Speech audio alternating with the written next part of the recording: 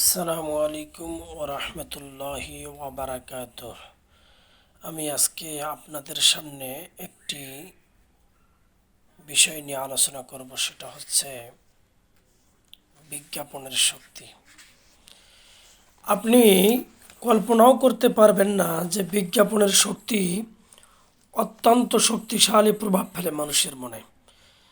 আপনি যখন টেলিভিশন সেটের সামনে বসবেন পরিবারের সাথে, দেখবেন কোনো না কোনো সদস্য কোনো একটা কিছু কেনার আবদার করবে বিজ্ঞাপন দেখে।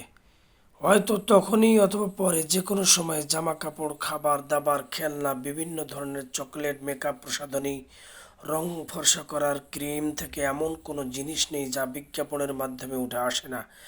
ভালো করে খেয়াল করে দেখবেন, ওগুলো অতি দরকারি কোনো পণ্যও নয়। ওই দ্রব্যগুলো নিডস নয়, বরং ওয়ান্টসের মধ্যে পড়বে।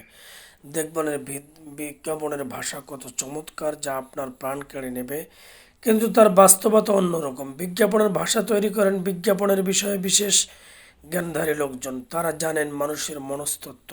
তারা কখনো পণ্যটি পরখ করে তারপর বিজ্ঞাপন বানায় না, বরং যারা বিজ্ঞাপনের মডেল হন তারা হয়তো জীবনে কোনো দিন পণ্য ব্যবহারই করেননি। তারা টাকা পান আকর্ষণীয় চটকদার কথাবার্তা দিয়ে, নাচ গান দিয়ে একটা চিত্তাকর্ষক ফিল্ম বা বিজ্ঞাপন তৈরি করেন।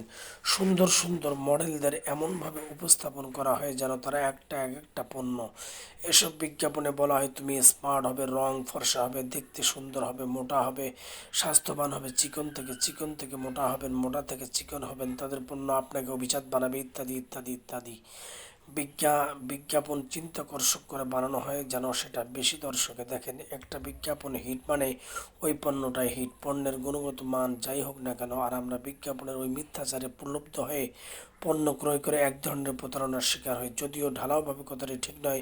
এখন শুধু ভিডিও নয়, রেডিও, ম্যাগাজিন, পত্রিকা, বিলবোর্ড, ফ্লাইওভার্স, ফেসবুক, টুইটার, ইন্টারনেট ইত্যাদি নানা মাধ্যমে বিজ্ঞাপন চলছে বিভিন্ন আঙ্গিকে, যারা যার দ্বারা মানুষ প্রলুব্ধ হয়ে অতি খরচের দিকে ধাবিত হচ্ছে।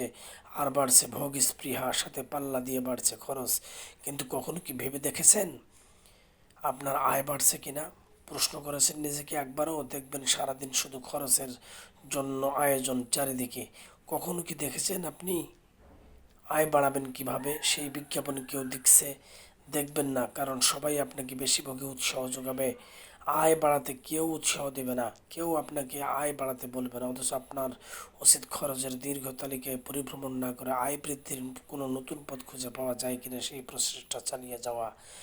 সুতরাং আয় বাড়াতে হবে কিভাবে, সফলতা কিভাবে দেখবেন, সেই দিকে মনোযোগ দিয়ে আপনার জীবনকে পরিচালিত করুন।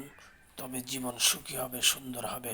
আল্লাহ তাআলা আমাদের সকলকেই নিজের জীবনের উপার্জনের বিভিন্ন পথ খুঁজে পাওয়ার তৌফিক দান করুক। ওয়া মা তৌফিক ইল্লা বিল্লাহ।